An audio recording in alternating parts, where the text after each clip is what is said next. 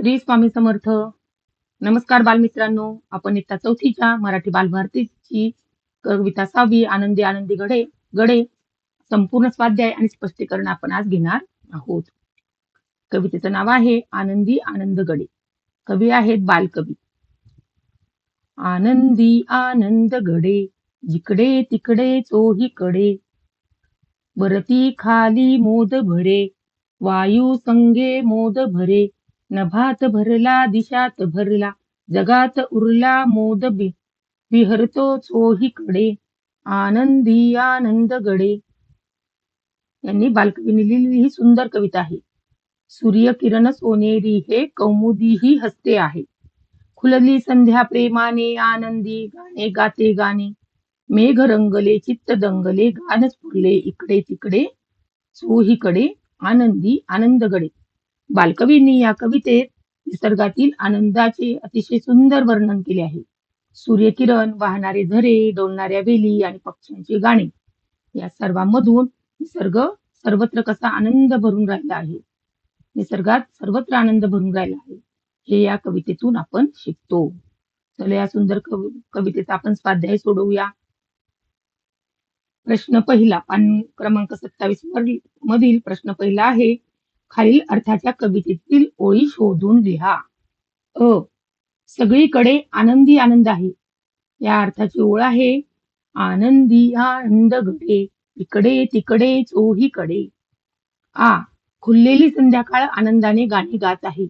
उत्तर, त्याची कवितेतील ओळ आहे, खुलली संध्या प्रेमाने, आनंदे गाते गाणे. प्रश्न पहिला, पान क्रमांक 27 वरला. ई, झरे संथ गतीने वाहत आहेत. उत्तर, वाहती निर्झर मंद गती. ई, वेली व झाडे डोलत आहेत. उत्तर, डोलती लतिका वृक्ष प्रती. प्रश्न दुसरा, कोण ते लिहा. वर्णन आता अ वर्णन दिलं आहे आणि त्याचं उत्तर लिहायचं आहे. अ, सोनेरी असलेले सूर्यकिरण आहेत. आ, आनंदात रंगून गेलेले.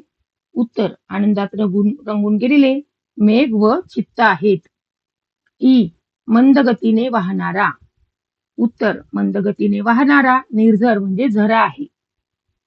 ई, कूजन करणारे पक्षी आहेत. प्रश्न तिसरा, उत्तरे लिहा. अ, आनंद कोठे फिरत आहे. उत्तर, आनंद जगात आणि दिशात म्हणजे नभात आकाशात सर्वत्र फिरत आहे. आ, लतिका कोठे डोलत आहे.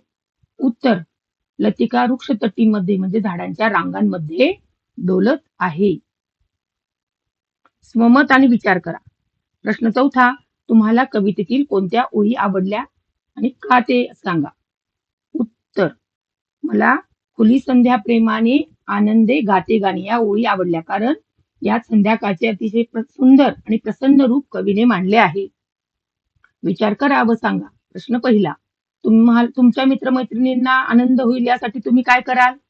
उत्तर, मी माझ्या मित्रमैत्रिणींना अभ्यासात मदत करेन आणि तिच्यासोबत माझा डबा व खेळणी वाटून घेईन. आता हे माझं उत्तर आहे. तुम्हाला याच्यात बदल करून लिहायचं असेल, तुमचं मत लिहायचं असेल तर तुम्ही लिहू शकता.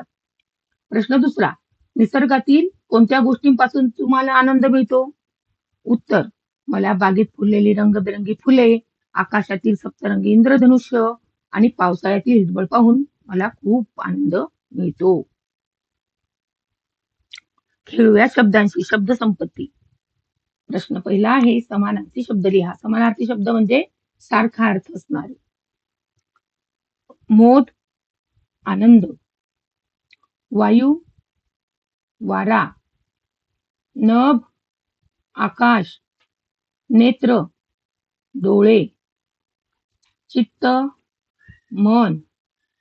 कौमुदी, चांदणे. वृक्ष, झाड.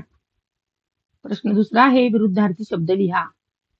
अ, सुख, दुःख. इकडे तिकडे. रडणे, हसणे. हे विरुद्धार्थी शब्द झाले. आवडते का मुलांनो.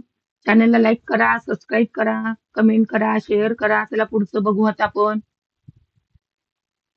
खेळूया शब्दांशी. कल्पकता आणि यमक. यमक म्हणजे मागचे शब्द शेवटचे अक्षर सारखे यायला पाहिजे. प्रश्न तिसरा, इकडे तिकडे चोहीकडे या ओळीतील परिसरातील वस्तूंचे वर्णन करून ओळीप्रमाणे परिसरातील वस्तूंचे वर्णन करून लिहा. उदाहरणार्थ, पाने, फुले चोहीकडे. उत्तर पहिलं, पक्षी, प्राणी चोहीकडे.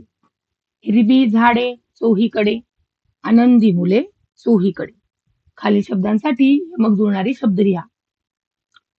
फिरलो, उरलो. नाद, साद, वाद. व्याकरण, क्रियापद म्हणजे काय? वाक्याचा अर्थ पूर्ण करणारा क्रियावाचक शब्द म्हणजे क्रियापद होय. ज्या शब्दाने वाक्य पूर्ण होते आणि अर्थपूर्ण वाक्य होतं त्याला क्रियापद असे म्हणतात. उदाहरणार्थ, देणे, बसणे, खेळणे, पळणे, हसणे इत्यादी. आता खाली वाक्य दिले आहेत त्याच्यातील क्रियापदे ओळखा व लिहा. मुले लवकर घरी गेली. गेली या शब्दाने वाक्य पूर्ण होते म्हणून क्रियापद आहे गेली. मुलांनी अभ्यास केला. क्रियापद आहे केला. परागने ससा पकडला. क्रियापद आहे पकडला. आज आम्ही खूप खेळलो. क्रियापद आहे खेळलो. ताई गावाला गेली. क्रियापद आहे गेली. आणि कोकिळ गाणे गातो.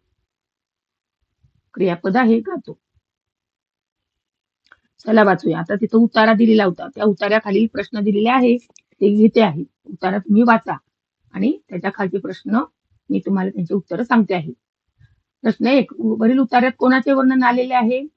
तर उत्तर, वरील उतार्यात मराठी साहित्यातील निसर्गप्रेमी कवी बालकवी यांचे वर्णन आले आहे. बालकवींनीच ही कविता लिहिलेली आहे जी आपण आता शिकलो आहे. प्रश्न दुसरा, बालकवींचे पूर्ण नाव सांगा. उत्तर, बालकवींचे पूर्ण नाव त्र्यंबक बापूजी ठोंबरे असे आहे. बालकवींच्या प्रसिद्ध कविता कोणत्या ते सांगा. उत्तर, फुलराणी आणि आनंदी आनंदगडे या बालकवींच्या विशेष प्रसिद्ध कविता आहेत.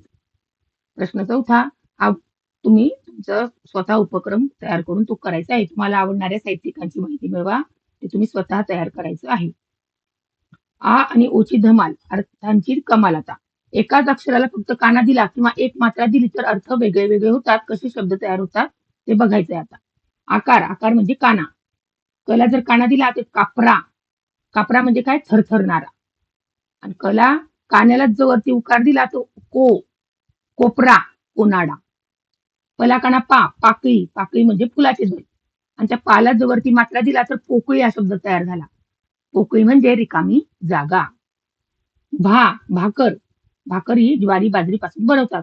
आणि त्या भाला जर वरती मात्रा दिला तर भोकर शब्द तयार होतो. भोकर म्हणजे लोणच्याचे एक फळ. डा म्हणजे डांगर. डांगर म्हणजे लाल भोपळा. त्या डावरच जर आपण एक मात्रा दिला तर डोंगर शब्द तयार झाला. डोंगर, छोटा पर्वत किंवा टेकडी. राला राखले. राखले म्हणजे टिकवले, सांभाळले. त्या राला वरती मात्रा दिला रोखले, अडकवले, थांबवले. हकार. हकार म्हणजे बोलवणे, आवाज देणे. आणि त्या हाला जर वरती मात्रा दिला तर होकार, मान्यता, पसंती आहे बुवा आपली. होकार देणे म्हणजे मान्यता आहे, पसंती आहे. कापला. कापला म्हणजे चिरणे, तुकडे करणे. कावर वरती मात्रा दिला तर कोपला. कोपला म्हणजे रागावणे. पुढील शब्दांना ओ जोडा व नवीन शब्द बनवा. जसे थर, थोर. तसं गरा, गोरा. दर, दोर. मर, मोर. खटा, खोटा. तटा, तोटा. जड, जोड. आता आपण समजून घेऊया शुद्धलेखनाचे नियम. एकाक्षरी शब्दातील इकार किंवा उकार. इकार किंवा उकार म्हणजे पहिली विलांटी, दुसरी विलांटी. आणि उकार म्हणजे पहिला उकार, दुसरा उकार. नेहमी दीर्घ उच्चारले जातात म्हणून ती दीर्घ लिहावीत. एकाक्षरी म्हणजे एकच अक्षर असते. जसं मी आहे, मी आपण स्वतःसाठी वापरतो तसं मला पहिली विलांटी येणार, मला दुसरीच विलांटी. दीर्घ म्हणजे दुसरी विलांटी किंवा दुसरा उकार. मी, मला दुसरी विलांटी मी, हला दुसरी विलांटी ही, तला दुसरा उकार तू, धला दुसरा उकार धू, जला दुसरा उकार झू, ऊसाचा, तला दुसरी विलांटी ती, जी, पला दुसरी विलांटी पी, बला दुसरी विलांटी बी, पला दुसरा उकार ऊ. अभिनंदन मुलांनो, तुम्ही आनंदी आनंद गडे या कवितेचा संपूर्ण स्वाध्याय उत्तमरित्या पूर्ण केला आहे. निसर्गातील आनंद नेहमी अनुभवत राहा. श्री स्वामी समर्थ.